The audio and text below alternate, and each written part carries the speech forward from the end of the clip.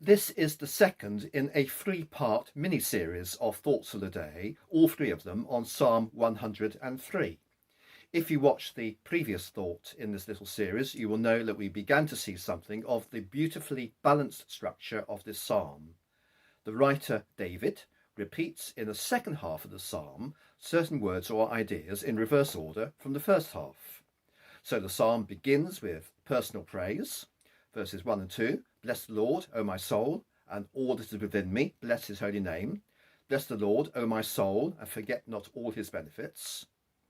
And it ends on a note of praise, inviting all creation to join in praise, plus the psalmist himself rounding it off, bless the Lord, O my soul.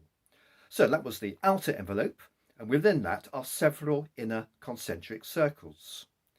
In the first part of this mini-series, we looked at the theme of God's righteousness, which comes in the first half of the psalm in verse 6.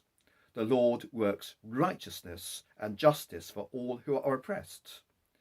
That theme is repeated in the second half of the psalm in verses 17 and 18. But the steadfast love of the Lord is from everlasting to everlasting on those who fear him, and his righteousness to children's children, to those who keep his covenant and remember to do his commandments. Now, in today's Bible thought, we look at the next theme as we work forwards in the first half of the psalm and backwards in the second half. The theme has to do with Moses, who is specifically mentioned here. We've already noticed that this psalm contains deliberate echoes of the Exodus, which is tied up so much with the person of Moses. Here in the first half of the psalm is verse 7. He made his ways known to Moses, his acts to the people of Israel. In other words, at the time of the Exodus, God revealed so much of himself to Moses in particular, and more generally to the people as a whole. In the Exodus, they saw God at work, bringing about their rescue from Egypt, leading them safely across the Red Sea. God showed himself to be the powerful and loving Redeemer. How is that balanced in the second half of the psalm? Well, Moses, in verse 7, is implied in verses 14 to 16 of the psalm, the next bit as we work back from the end towards the centre. Here are those verses now. For he knows our frame, he remembers that we are dust. As for man, his days are like grass. He flourishes like a flower of the field, for the wind passes over it, and it is gone, and its place knows it no more. Now, you may be wondering, what on earth has that got to do with Moses? His name's not mentioned here. The answer is that this theme of the dust and the grass of human mortality echoes verses in Psalm 90, which is identified in our Bibles as a psalm or prayer of Moses. Moses says of God in that psalm, "You return man to dust and say, 'Return, O children of man.'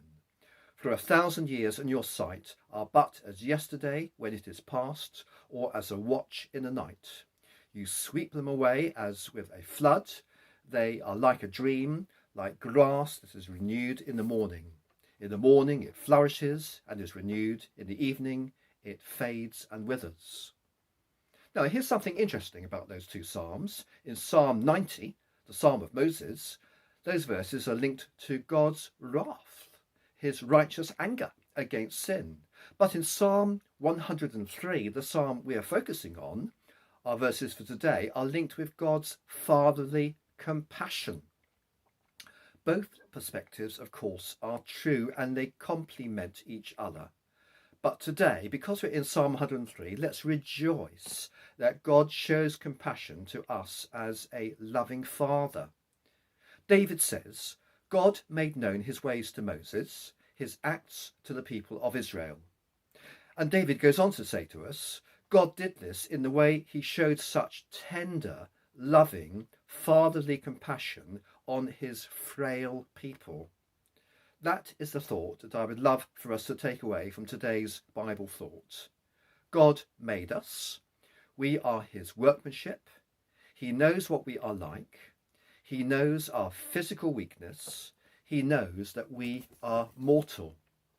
What's more, He knows our sin. He knows our moral weakness. There's nothing about us hidden from him.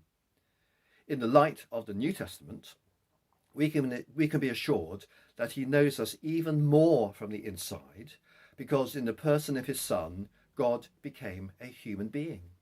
He is therefore well able to sympathise with our weaknesses, which is why Jesus is such a merciful high priest.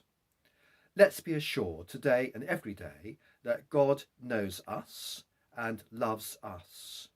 He gave his Son for us.